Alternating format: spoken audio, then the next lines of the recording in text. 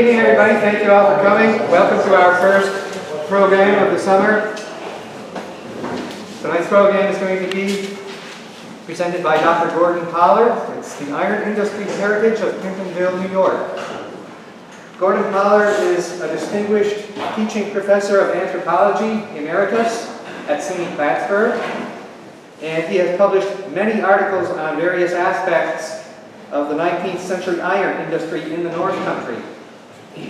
The most recent one is Images of the 19th Century Adirondack Bloom Iron Industry, which was published in 2018 by the New York State Museum in a collection titled Iron in New York. Please welcome Dr. Gordon Pollard.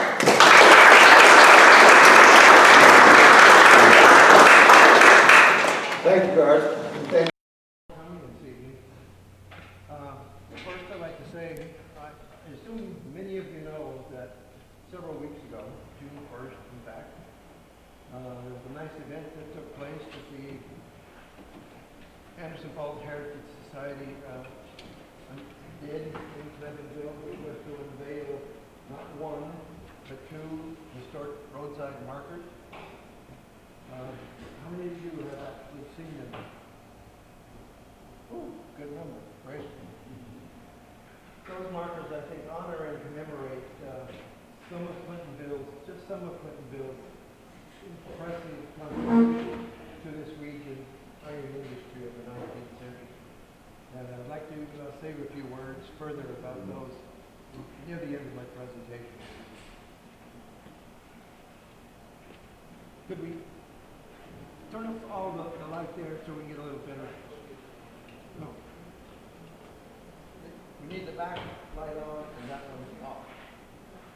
We need the back light? Yeah, they're in the bathroom hall. It's good. Maybe we get a little better display here. Come on.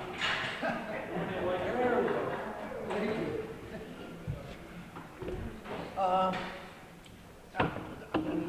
I'm sorry this is such a scale maybe difficult for many of you to see, but in case you didn't know, in the 19th century, there were so many places in which iron was made within this town. I don't know if you can see the little red dots that are along the riverway there. I mean, in this area, there were certainly some blast furnaces that were in operation in both Clinton and Essex County. But by far, the greatest number of iron-making installations were at what are called bloomery forges. Blast furnaces produce, as you may well know, pig iron, which is a nice carbon-rich form of iron. But bloomery forges are a little different, and they produce wrought iron, which is more malleable, as you would say. That was something that was very easy to produce in this region because of three basic things which were, of course, necessary to make iron. One, sources of iron ore. This region has some of the best iron ores in the country. It's one called magnet. There were a number of mines in Clinton County, down in Essex County, that were discovered in the first half of the 19th century. So certainly there was plenty of ore around. Secondly, and if you could see where these little red dots in this approximately 40 some odd locations at one time or another which were making iron. They all didn't operate exactly at the same time, but anywhere from 1798, where one at Plattsburgh started, that ran to about 1812, up to the last one to close in this area, which was at Standish, not too far from Lion Mountain. That closed for good in 1907. It stopped producing almost totally by 1901, hung on for a while, but that was the last one to close. It was also the last bloomery forge like these in the United States. Last one was right here. So we had ore. We have also, and that's why these are on the riverways, you needed water power for these operations.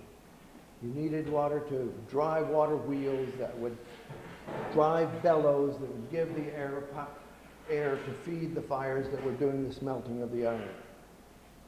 You could use that water power to drive water wheels, which then drove large, heavy trip hammers that shaped the iron that was being produced in these small bloomery forges. But thirdly, you needed a good fuel source for those forges. Bloomery forges and even most of the blast furnaces utilized charcoal. That was the fuel. And they needed a lot of it. And luckily you're in a region where it was considered to be unlimited source for that, which are Adirondack forests. So you could cut down trees, char it in kilns, make charcoal out of it, which was needed as the fuel. You had all of those resources here, and it made an ideal situation for making iron. Clintonville was certainly among this 40-some-odd locations in our county alone that was producing these. I'll zero in on that lower portion of that with here. Now you can see a little better. Clintonville right in the center. You can see how these are distributed along the Alsable. Quite a few were along the Alsable River. Clintonville was right in the center and very near some of these major iron sources that were close by. I'd like to point those out. Now, there were three that Clintonville utilized. One was only a mile away from Clintonville. What was called the Winter Mine. This was perhaps one of the earliest, if not the earliest, ore source to have been found. That was in 1801. That was used by Clintonville. Secondly, what are known as the Arnold Hill Mines. Those are about, 2.5, maybe 3 miles away from Clintonville. Clintonville used those very heavily. And it also utilized ones that were at Palmer Hill, just about 5 miles from Clintonville, up above Alsable Forest, as you can see. Clintonville's position on the river was great. You could dam it up, you could divert the water, and run these forges and other things, as we'll see. Whoops, we're missing a little bit of our title here. Sorry about that. But with this slide, I wanted to just summarize for you a few of the things that I think really make Clintonville's iron industry past stand out. How is it different from any of those other 40-some-odd operations? There are several things I think we can consider for that. And it really helps us to understand and appreciate some of our region's former iron industry. I'd like to briefly list these, and then I'll come back with some images and try to illustrate some of the things that these encompass. An early date for Bloomery Forge construction. At Clintonville, there was one of the earliest, if not the earliest, the Bloomery Forge to have been set up along the Alsable River. This was about 1810. History is very short on this. We know very little about it in the actual dates, but it was a man by the name of George Griswold who built a dam there, erected a 2-fire bloomery forge, and a grist mill. One of the very earliest locations on the Alsable River. Secondly, following that initial very small, and that was very typical of most other bloomery forge sites, to start out small, 2 bloomery forges. I'll be showing you some things that illustrate what these were like. But beginning in 1824, at this village, there were some major changes taking place with a new company that formulated its operations. The first of these at Clintonville was what became known as the Prue Iron Company. This ran 1824 to 1865. And it began this tendency for Clintonville to take on more and more action, more activity, a larger scale of operation, and a more diverse form of operation. That was followed in turn by the Prue Steel and Iron Company. Same operations, different owners, new management, and greater level of principle that could be applied to the operation. Prue had started out with investors that brought $200,000 to start elaborating their works there. The Prue Steel and Iron Company, $800,000 in value and shares that they had for this. So this was a big step in being able to provide for larger scale operations. It included investors in both the Prue Iron Company and the Prue Steel and Iron Company of heavy investors from New York City. So you had a lot of other funds coming into this. And then the third one was the Prue Steel Ore Company, 1886 to 1890, which only lasted about 4 years. New management, but it was not as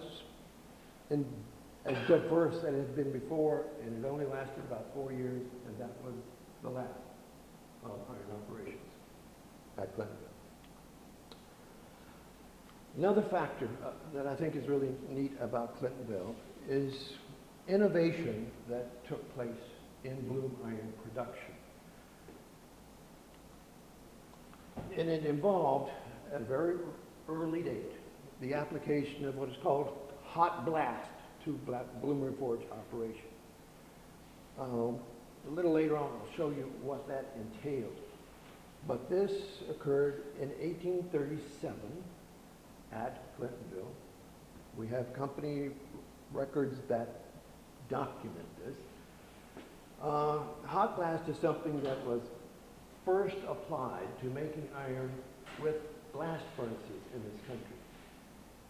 And it was a major step in modifying some things, because this was first applied to blast furnaces down in New Jersey, 1834. It was applied here, 1837. This is the earliest, as far as I can tell from all the studies I've seen, earliest documented application of hot blast to bloomery forges. Right? Come back to that. It's really neat. Surviving documentary materials. Clintonville's past is exceptional in terms of the kinds of things we have today that we can look at to help understand and see what they achieved, what they were doing. We have maps, we have original company records, and we have photographs from the 1870s of the works in operation at Clintonville. I'm showing you some of these.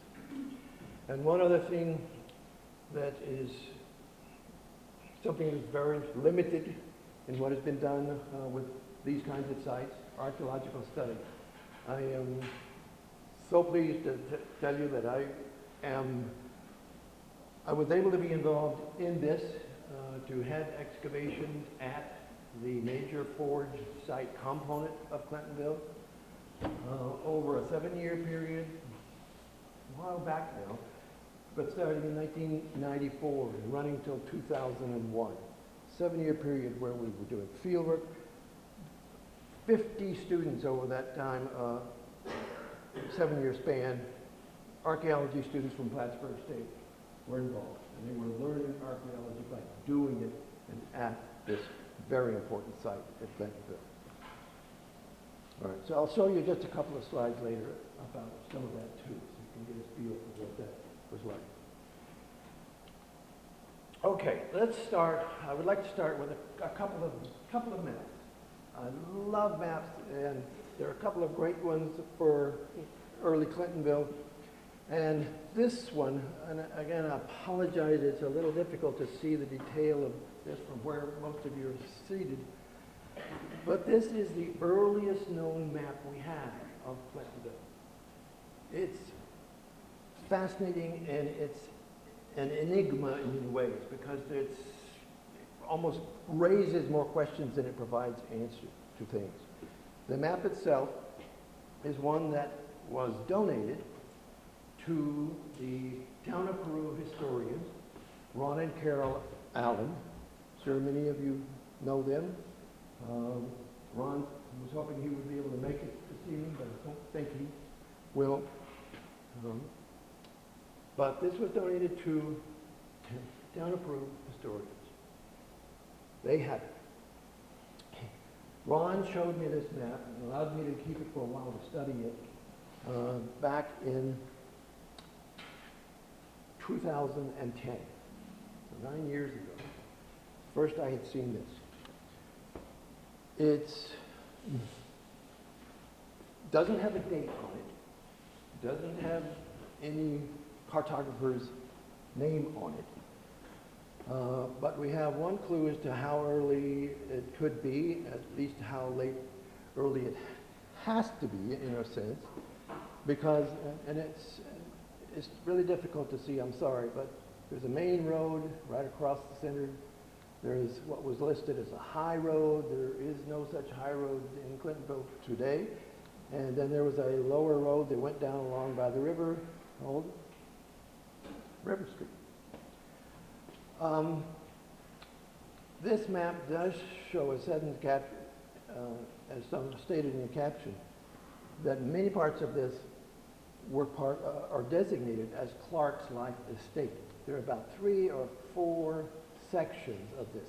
But otherwise, it shows, and again, apologize for lack of detail at this scale, but there are 74 plots that were laid out. Somebody surveyed and laid out what must have been the original land plots for Clintonville.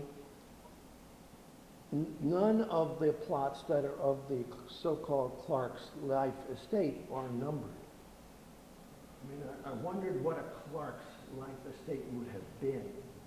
And I realized that this is where it's a legal thing, where someone who is alive and owns property and they want to be able to pass it on directly to their heirs, they can file this as something that this is my life estate. As long as I'm alive, I'll be able to own this and keep it.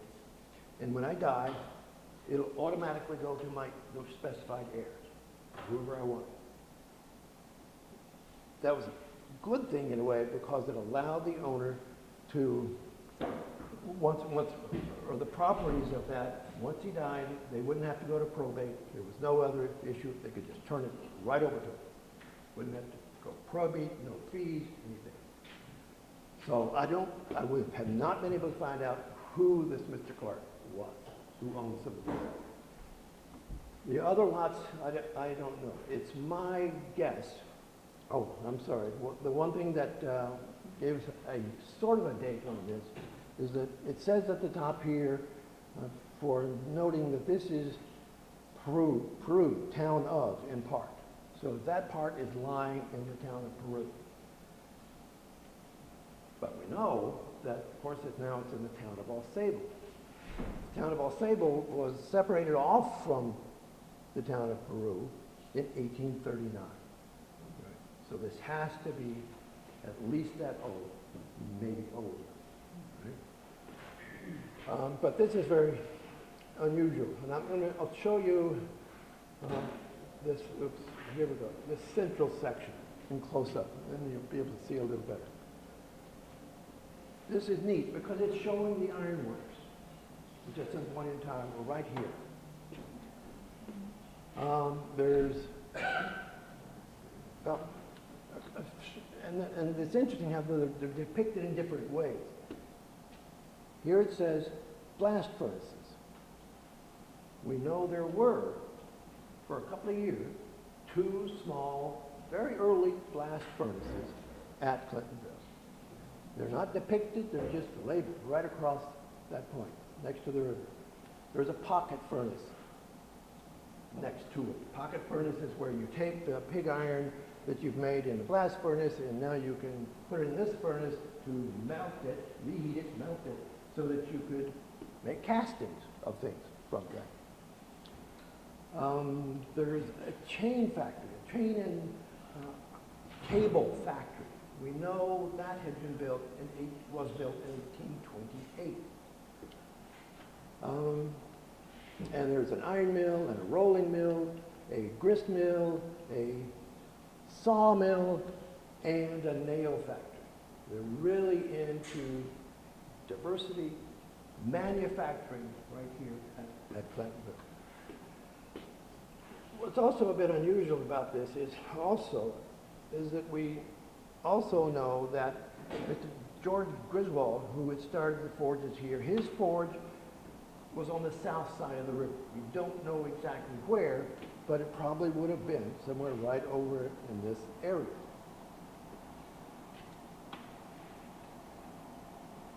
The Peru Iron Company formed in 1824. It's my guess that they also are probably the ones who made this map initially, because Clintonville was incorporated as a village, legally formed as a village in 1825, just a little bit after the Peru Iron Company was established. So their operations initially would have been on the south side of the river also. The Blooming Forge and the rolling mill that the Peru Iron Company had built originally in 1824. In 1829, and we have sources that show that they had begun to rebuild most of their works on the north side. And this, I think, are they. Right? One other very curious thing about this map is just so wonderful in detail and what it can offer. But you notice how the upper part was rather dark and the bottom part's a little lighter. Upon close examination, I was looking at this one day, I turned it over and realized that someone had replaced the bottom half of the map with this lower piece of paper. It had been very carefully cut all along the river in this area across the entire map. You can see that the dam which had been constructed is here. The words for dam are, you're missing part of it. Right? Somebody rewrote the word dam here.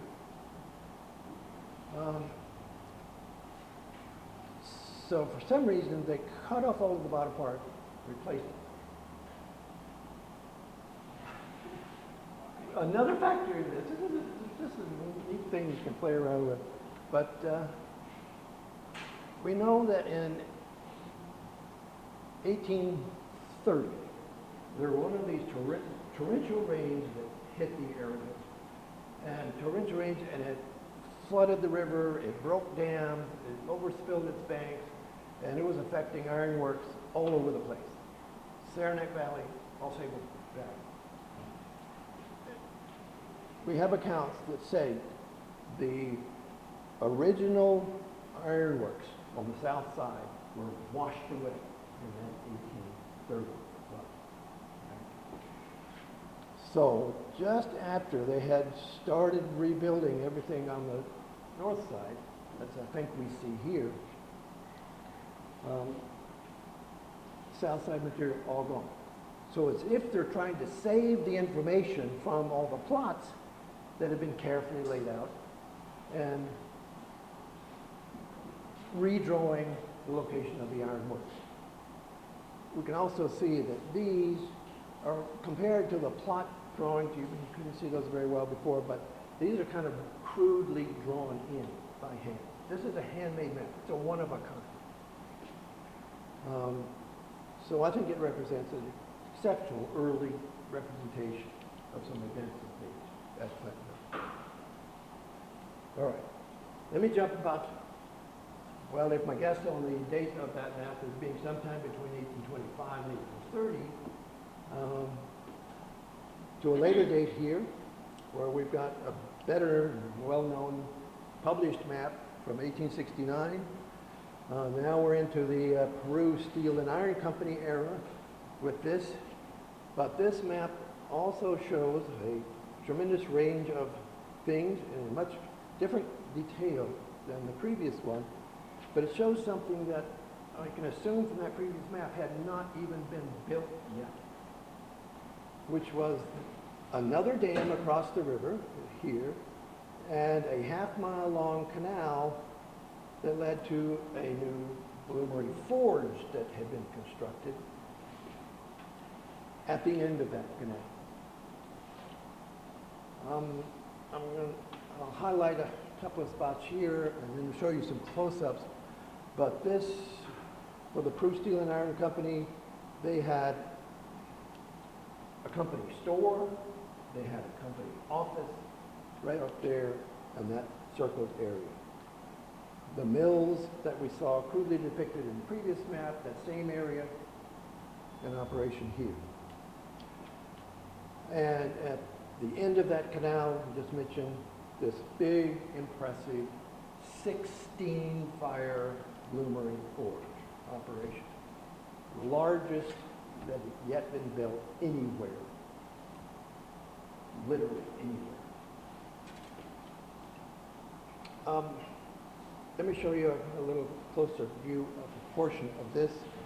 And again, we actually have some photographs of this and very close to this time period. There's where the store and office is, or mills are here. The cable factory seems to be gone, but we have a large, whoops, I'm sorry, got ahead of myself hitting the button here. Where the cable factory had been, there's now a very large blacksmith shop and foundry. There's a forge and rolling mill here. There were actually some Bloomery Forges in the rolling mill here, in addition to those of that stone forge we'll be seeing, and a sawmill and other operations. I forgot to mention something on that previous map, but you couldn't see it well anyway, I'm sorry. But there was on the lot number 7 of that other map, indication written in a church. This was the first church to have been built in Clintonville. It was a Presbyterian Church. It was with land and funds were provided by the company itself to build the church for members of the community. It was a Presbyterian church. The company was helping the community in its welfare by providing that. Here in 1869, there's the same church, and now there's a public school on this map right next to it. But now it's listed as a Catholic church. Apparently in the 1850s, the Presbyterian church sort of fell into disuse, and it reverted, the property reverted to the company, and they eventually in the early 1860s gave it over to the Catholic members of the community. Here we see it in that form. Keep it in mind, please. I'll be coming back to that. One other neat thing about this map, though, you can see, look at all the places where you see PS&I Company, Peru Steel and Iron Company, Peru Steel and Iron Company, PS&I Company, all over the place. The company owns so much of the entirety of the village. It was a true company town at this point, and it had been for the previous Peruvian company as well. Okay, finally, let's get some pictures. Before mentioning this, I have to give you a little story on these photographs that I'll be showing you. Ron Allen, the Peru town historian, we got to know each other pretty well years ago. We are both collectors of old photographs, particularly associated with our region. And back in 2008,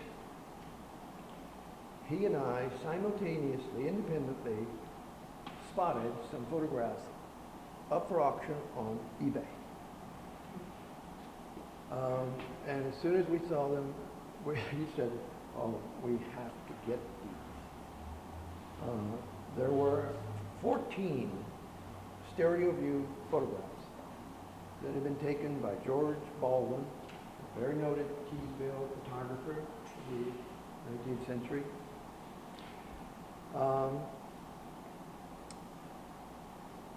So instead of bidding against each other, we said, let's team up. And we did, and we were able to get all of them.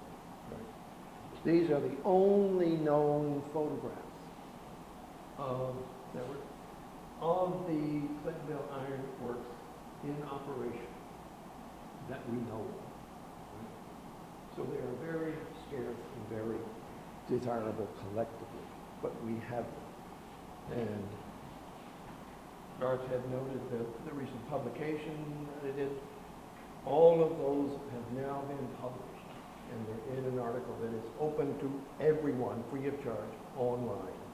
So that information is out there. But these are really neat photographs.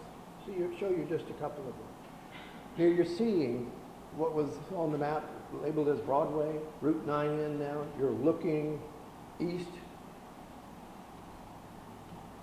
There's the company store. You actually now can see what it looked like. It's one thing to see things on a map in 2 dimensions, but now to convert that into real life is just great. The company store. People who were working for the company had accounts at the store, so they could buy things, advance their wages, and all kinds of accounting available for them. Right next door was the company office. A rather tall building, a little hard to see here, but there was a bell up in its little turret, and that was rung whenever there was a fire that broke out within the village. This is 1876. All of these were taken in the spring of 1876. The Mountain View House Hotel, brand new, being built. And this is right at the corner where the lower road today goes down, and would have gone in front of this and down by the river. This is not quite completed. It doesn't have its finished porch and balcony for this. But this is a brand new hotel, just being completed. Baldwin must have taken his camera up the street a little, maybe to just in front of that hotel, and he turned around to shoot the other direction, which we see here. Again, we can see the company store, company office. A lot of people came out that day, obviously, to see the picture taken, because he was going all around the village taking various shots. This one he took from the main road, kind of looking down the bluff toward the river. You can see the Ausable there in the center left. But this is the mill area at this point. There's the rolling mill. Here's the grist mill, a stone structure that here had been, some of these structures all partially damaged in that 1830 flood. A brand new sawmill that had been constructed in 1875. Here we see it not even a year later. And you can even get a little glimpse of the upper dam where the water could be diverted to be directed down to run the operations in these mills. Right along the river, this is another great shot he took of, here's that long foundry and blacksmith shop on the right, a nicely stone constructed building. The rolling mill right in the middle, down in the distance. You see the dam there, a little to the left. Here's that impressive 16-fire aluminum forge that's at the end of that half-mile long canal. That canal has to have been dug in probably 1831 and 32 It, let's say a half mile long, it was 25 feet wide, 10 feet deep, and they wanted it that long because with the gradient of the river and all, to get enough water flow to provide, they produced what they call a 15-foot head of water. So when it reached there, you had more power behind it to run hammers and bellows and an ore separator, which was halfway down the canal as well. But here, this is just a great shot. This is showing it in 1876. It had been built in 1836, at least the one we're seeing in this. Originally, a forge of 16 fires, exactly the size, was built in this very spot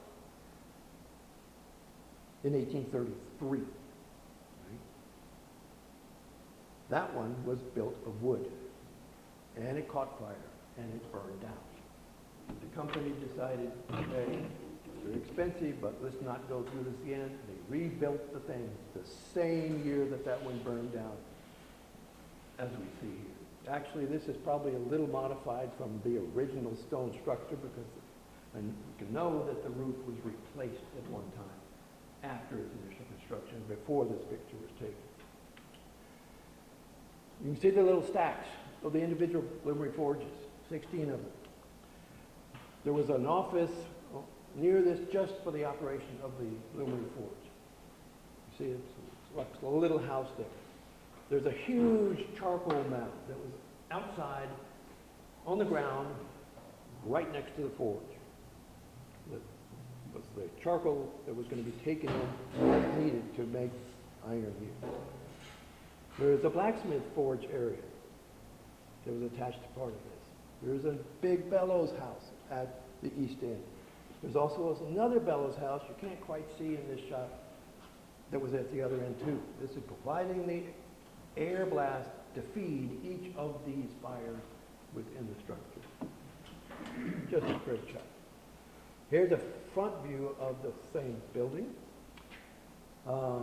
Solomon Townsend, who built this in the 1830s, master mason of Keysville.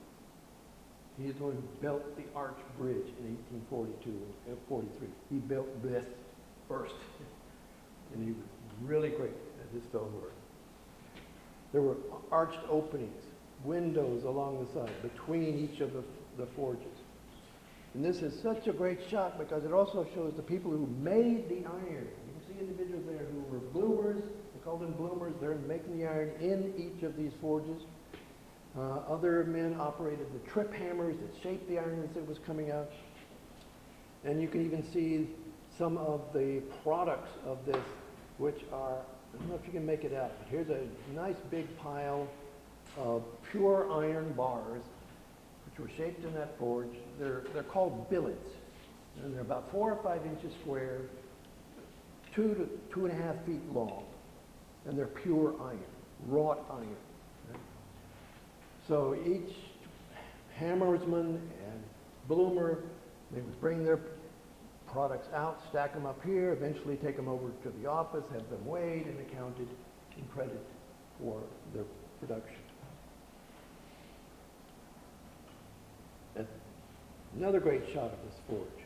Down at the west end where this huge charcoal pile was, this was 12 to 14 feet high and stockpiled constantly with between 700 and 900,000 bushels of charcoal. Here, this man is Mr. James Cochran. He was in charge of the charcoal. And I think in also doing the accounting with the office, which was right near here, of the iron that was being produced.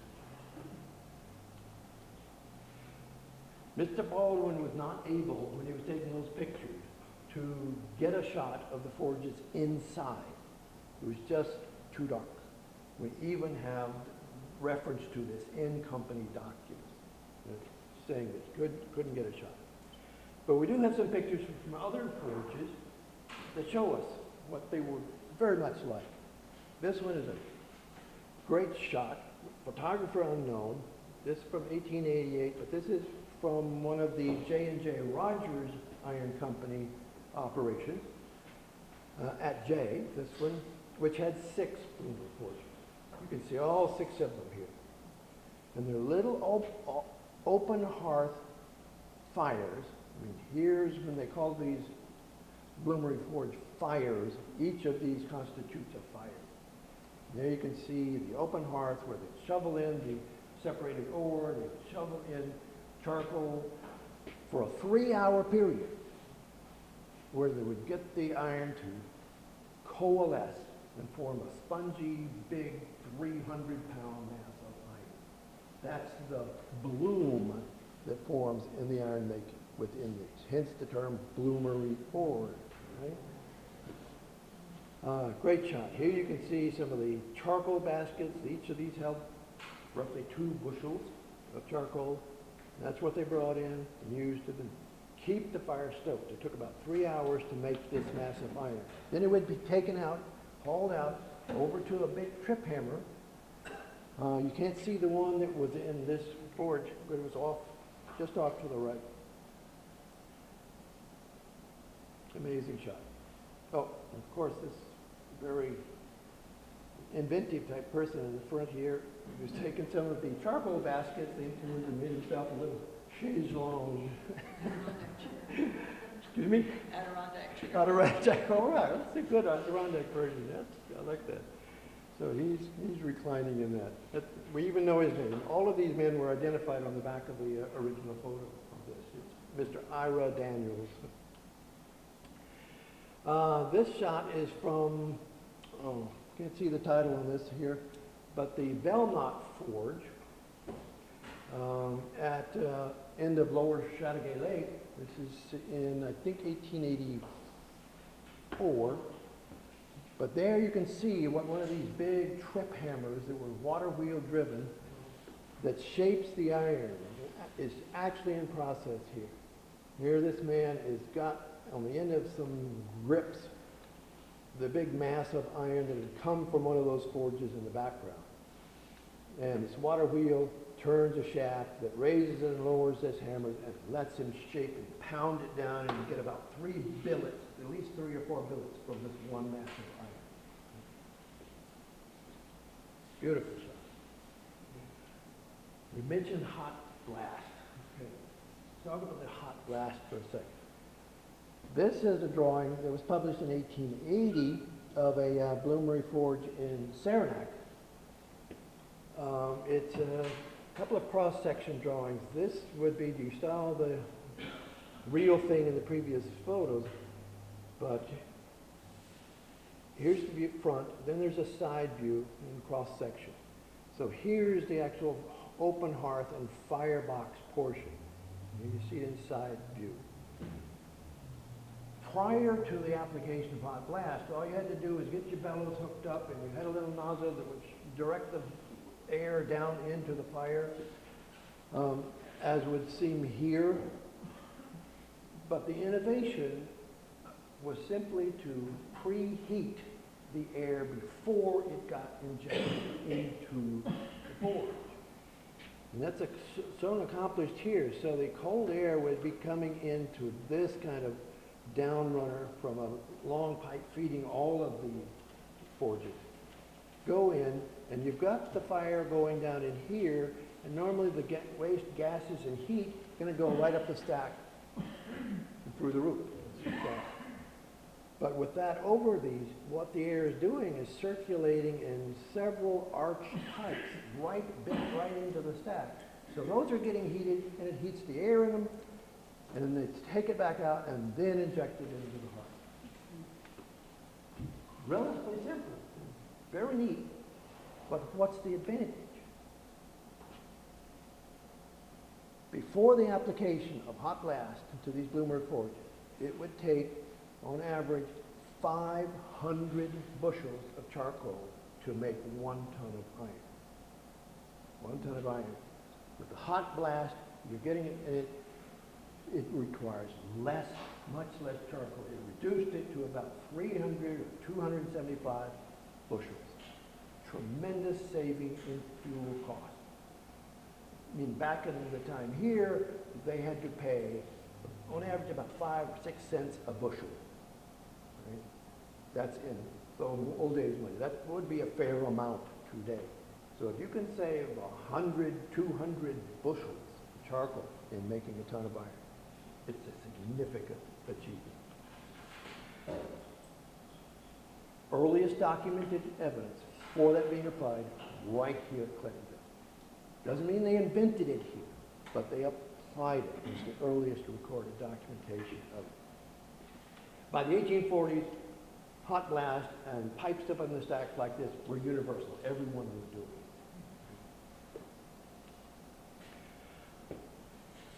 it. If I had a time machine and I could go back to Clintonville, but I could only speak to one person with that, this is the man I would love to have met.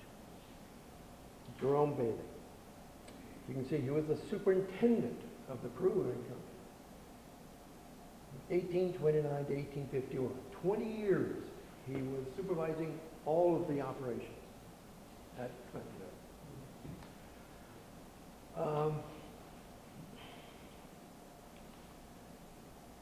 It had to have been he who introduced that hot blast in 1837. This was under his watch. I do not know where he got his training or experience prior to coming to Clintonville, but you can see he was born in 1805. He started being superintendent here at the age of 24. 24. He must have been well read and kept up with trade journals and other things, so he knew the latest things going on, and he had to have been the one that introduced it here. He retired in 1851 at Clintonville, but he continued to work in other ways for the next 25 to 28 years. Here's a short list of some of his major additional activities after leaving Clintonville. He did a lot with blast furnaces, rolling mills, in other parts of the country. He went to Missouri, where he had a brother who was doing ironwork there. He went and worked with him. Alabama, Bryan, New York, blast furnaces all over the place. He constructed the rolling mill at the Clinton Prison. Many of you probably know that Clinton Prison was established back in the 1840s with the sole purpose of using convicts to mine and make iron, which they did right within the prison wall. And he built a rolling mill for them there in 1875. And he built a blast furnace in Plattsburgh, 1877. Amazing guy. When he must have maintained strong connection to our area right here, Clintonville. He is interred in Clintonville Old Cemetery. I discovered him there back 20 years ago when this picture was taken at the cemetery. His grave and marker are right there on the far left. This is as close as I ever got to Mr. Bailey. Didn't have much of a conversation with him, but I was really close to his remains. There, 20 years ago. He and his wife interred there, and their 2-year-old daughter who died young.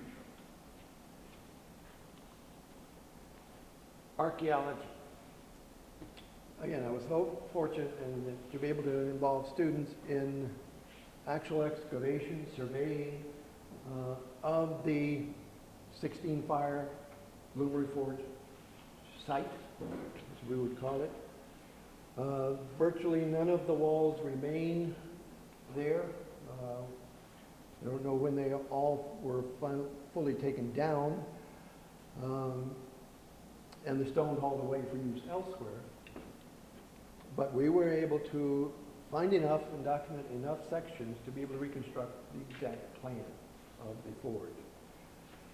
All the forges had been along this wall, as you saw in the picture. We were able to locate and uncover remains of 5 of those 16 forges. We found the Blacksmith Forge that was in that extension you saw in the photograph. We found the base for 2 of the trip hammers. The machinery's all gone, of course. That was all recycled out, sold as scrap or whatever. But we found where 2 of the 6 forge trip hammers, which would have been in the back section of the forge, were there.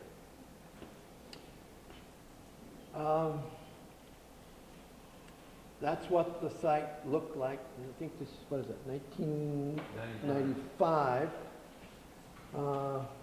That's where the forge stood, right across that whole area. A lot of trees growing in where it stood now. But when we did excavations, I wanted to show you just a couple of shots. This one of the groups of students in the summer of 1998. Before we started excavating, we did not know what might be preserved, if anything, of these forges. And we were literally amazed at how much detail we could get from what was there. This is the bottom of one of those Bloomberry forges. It all, of course, had collapsed and the stone taken away, but you can see here's part of the original outer stone wall of the structure that the students are sitting on. This group, if I can remember the name, Michael Lynch, Lily Valentine, Hagen Klaus, and Mark Kanyan. They were as delighted, maybe as much as I was, by what they were finding. We've got some big iron plates that had been part of the firebox construction. This had been dumped. This is the way we actually uncovered and found it, just within a couple of feet down from the present ground surface there.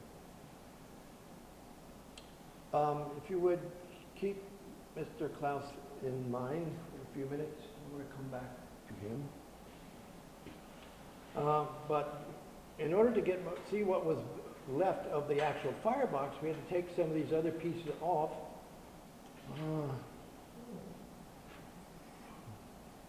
The strength of youth. They could lift these. I mean, they're lifting a piece of iron there that must weigh 150 pounds. But they got it out of the way so they could continue excavating. And they actually exposed this, and it got down, and the bottom plate, the firebox was just framed by these pieces of iron in which the smelting took place. But there's this bottom plate intact. That one weighs about 400 or 500 pounds. We couldn't even get a scale to get an accurate weighing. Amazing, just amazing preservation. Nothing like it I have been able to see in any other site, Bloomberry Forge site, anywhere else. For preserving them, the iron plates were eventually removed from the site and donated to what is now called Adirondack Experience, the museum at Blue Mountain Lake. Back then it was simply called the Adirondack Museum.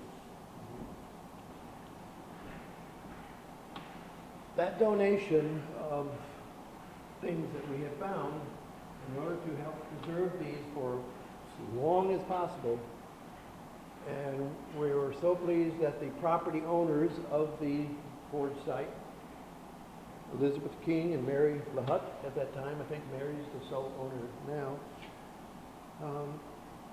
This is the day in July when we took 2.5 tons of material that we had found at the site.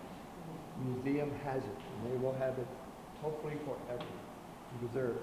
A couple of the pieces are on display in the museum.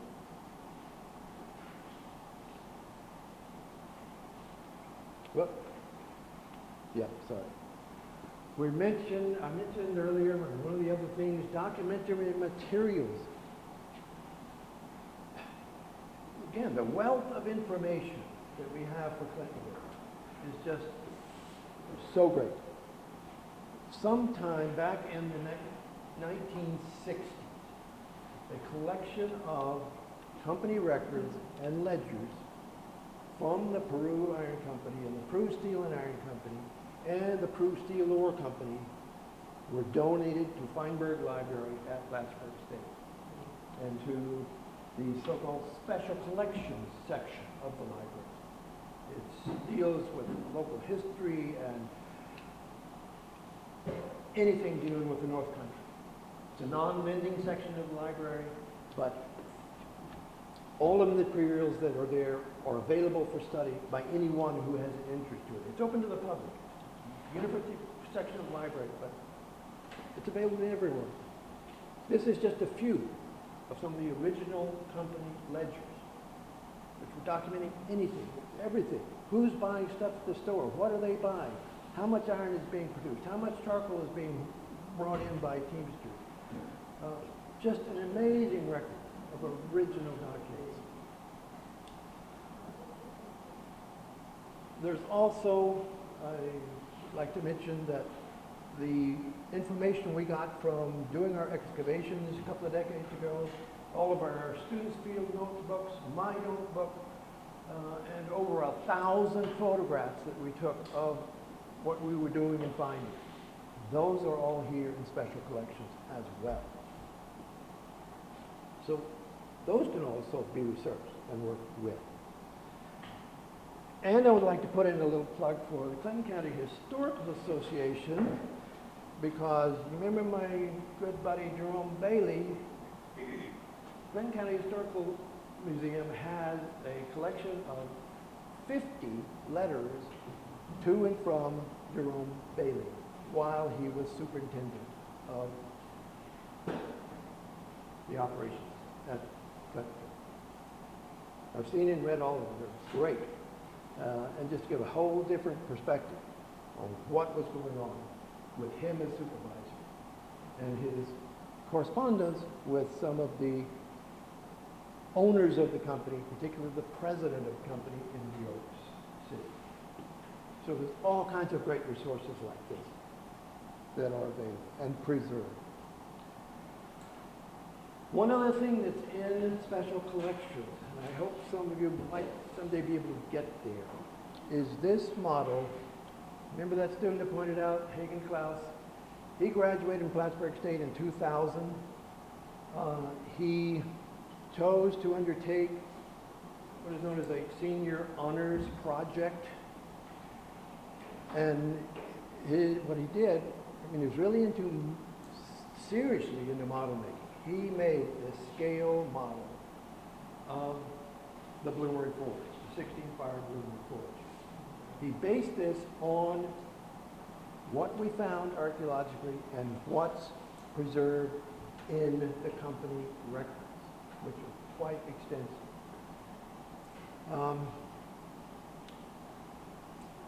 He did this, remember the photographs I showed you that were taken in 1876? We didn't find those, acquire them until 2008. So he built this without any photos to work from.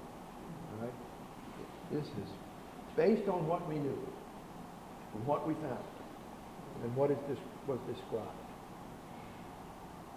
This is on permanent exhibit in special collections at Feinberg. Again, anybody can come and see it. It was a remarkable thing. One other shot, looking down on the case, you can see the amount of detail he produced on this, even an open section, which corresponds to where we did most of our excavations, and some of the individual forge fires, and the trip hammer, and the Blacksmith Forge. Here's the canal coming and feeding water into it from behind. And some things that we found archaeologically, but which weren't seen even in those pictures. A couple of charcoal storage sheds that have been built onto the front of the structure. We found the foundation for these and residue deposits of the charcoal that had been stored in them. Those had to have been built after those 1876 photos. So there's some things that archaeology can provide that a one-shot-in-time photograph cannot do justice to. I want to show you just a couple of things related to one of those basic components of this whole process of making iron. Where do you get it? This is a drawing done in the 1920s by geologists who were looking at what remained of the operations at Palmer Hill. This is Palmer Hill. They mapped out, you can see there are, I think, I can't read the numbers myself, 24 openings on the surface of the mines that were dug at Palmer Hill. Many of these are still open, at least on their top, today. You can actually go there, climb up. There's a trail you can follow from, go right up to it. It's a service trail for the fire tower that's built on top of Palmer Hill. But Peru Steel and Iron Company owned 3/8 of Palmer Hill. Their section was here on the east side. J&J Rogers Company in Osable Forks owned 5/8 of the hill. So you had both operations going on simultaneously, different companies, different parts of the hill. Here at what are circled there, where there was an A and a B, there was an engine house each company had with a steam engine in it to help haul ore out of the mines and to pump water out of mines as they got flooded with groundwater.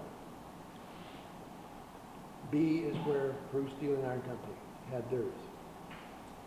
Mr. Baldwin did get there too.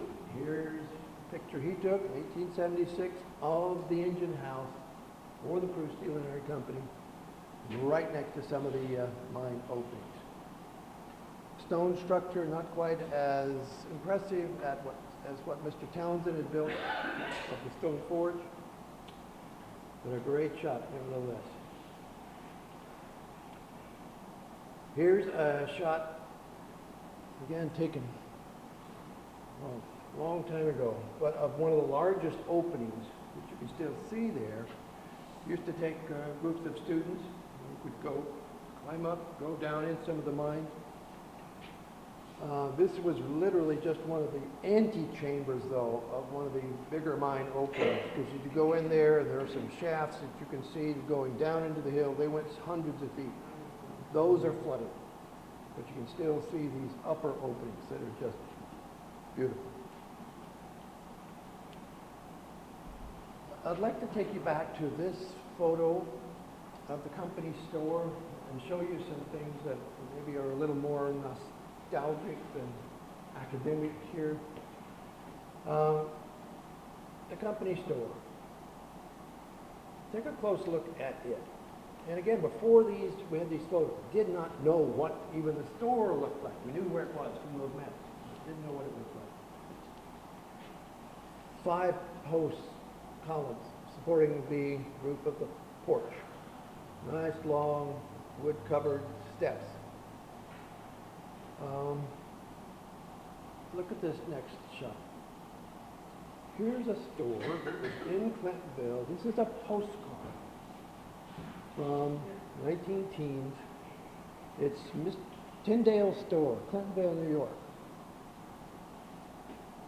I was amazed when I finally realized this is that same store, decades later. Right? It's a little different. Only 4 columns now. Part of the roof had been removed. One of the posts taken away. Big plate glass windows now in the front. I haven't been able to determine who Mr. Tyndale was or what kinds of things he was selling here, but it's just a great post-industrial kind of photo. Then there's this. Here it is in the 1920s, the same building. Now, and both of these, the steps are of concrete now, or at this time. Windows had been added to this section of the building over here, and Mr. J. Bigwood was selling groceries and hardware, feed, and gasoline. Now also a gas station. Saucony. Anybody know what Saucony is? Standard Oil Company of New York.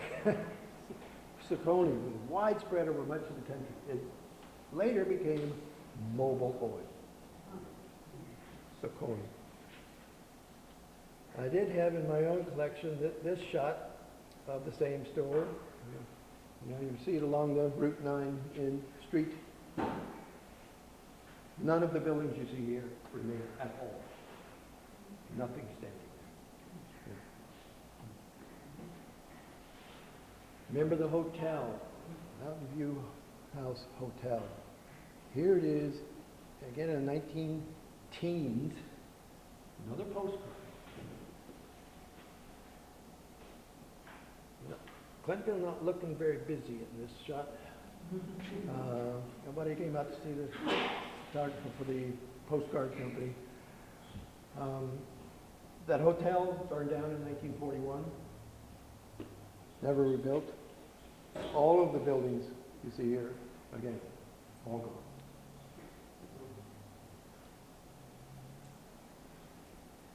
Another postcard. I got this one, I found this one about a little over a year ago. Anybody from Clintonville will know the scene here. Again, from the high road looking down, there's the low road, but this is a section, the other mills would have been back over here. And there's clearly some industry going on here, but it's lumber. Somebody had a lumber mill, obviously. Lots of stacked logs. But what I loved about this was all of these houses down this lower stretch. There's the original, well, not original, the iron bridge that was built across the Oswego around 1872.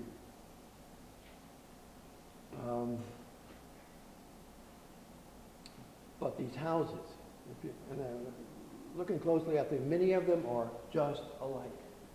Kind of cookie cutter houses. I'm convinced these are some of the original workmen's houses that had been built by the iron companies,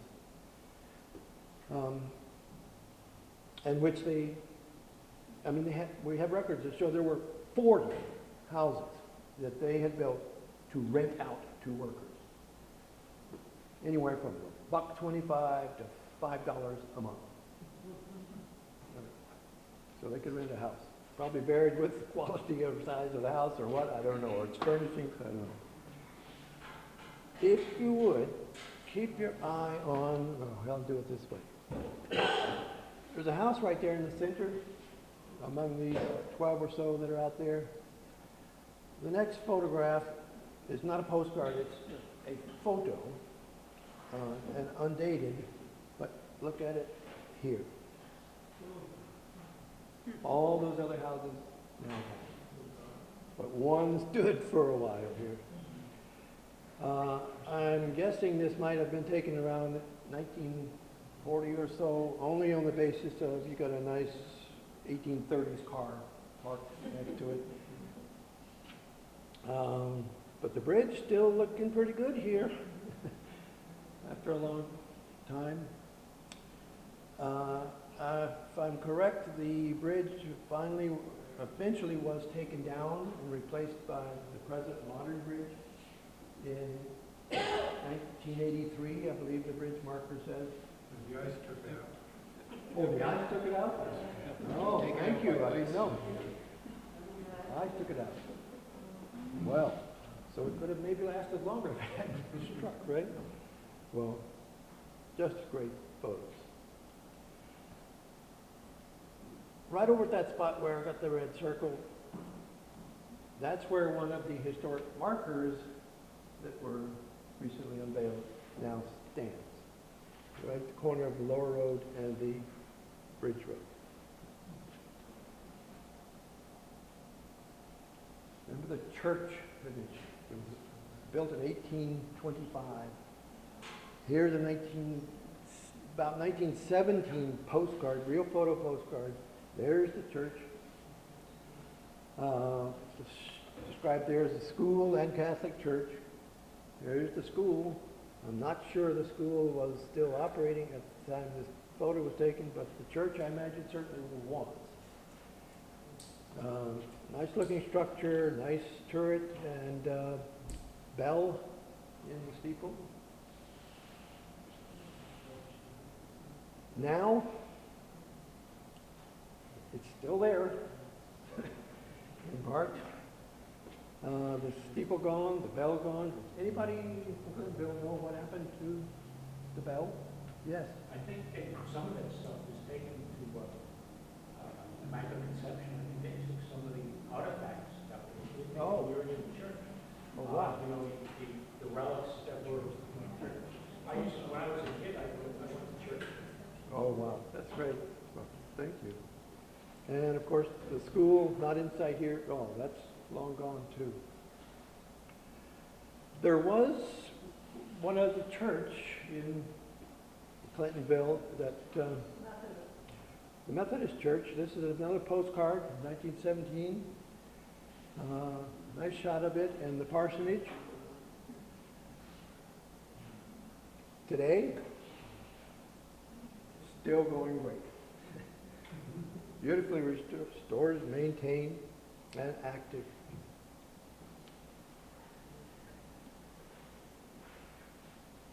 Here's our historic markers. These were funded by an organization based in Syracuse that if they like your proposal and what you're portraying with these, they will grant you money to have these made. Ship them to you and you can get them installed. The one on the left, let me just read them quickly here. Clintonville, prominent for iron industry, one of the region's largest bloomery forges, 1833 to 1890. Used ore from Arnold Hill, Palmer Hill, and Winter Mine. This one is erected right in the middle of downtown Clintonville, on State Route 9N, on the property of Mr. Paul Forge. The other one, down on the lower road, honoring the big bloomery forge site, which contained 16 charcoal-fueled fires, smelted ore, and made wrought iron a half-mile downstream from here, 1833, 1890. And this one on the property of Mr. Travis Donor. And we greatly appreciate both of those property owners allowing these to be erected here. Hopefully they will be there for a long, long time.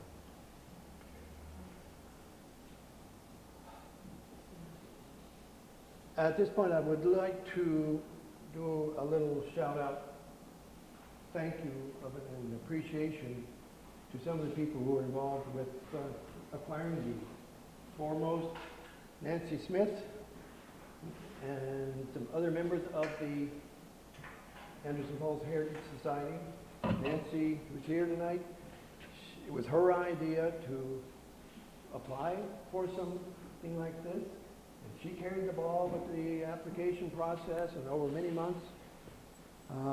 Other people certainly helped with things, including Liz Smith, who is vice president of the Anderson Falls group.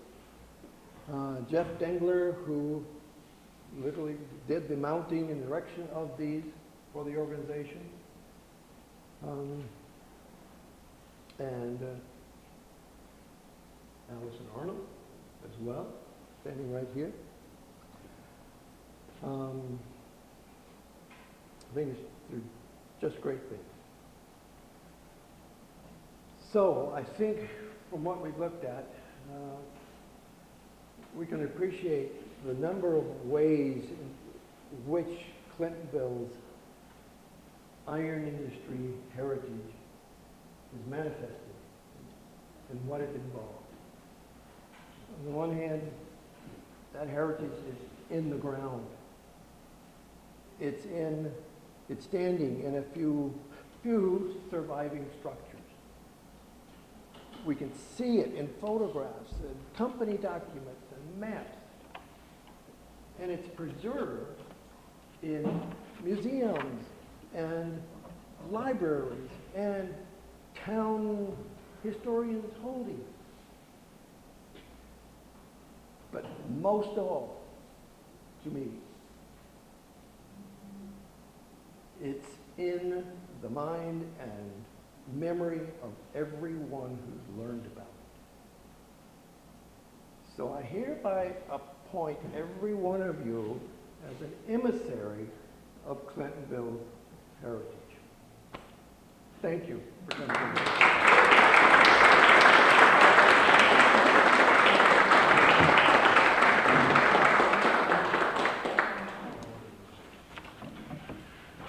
That's it. Right. Thank you very much, Dr. Pollard. Thank you. I'd just like to make a few announcements about our next program.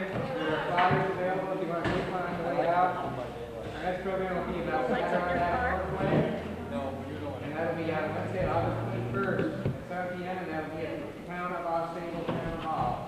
And that's my grandfather on Tyndall's doorsteps. I don't know where you got that picture.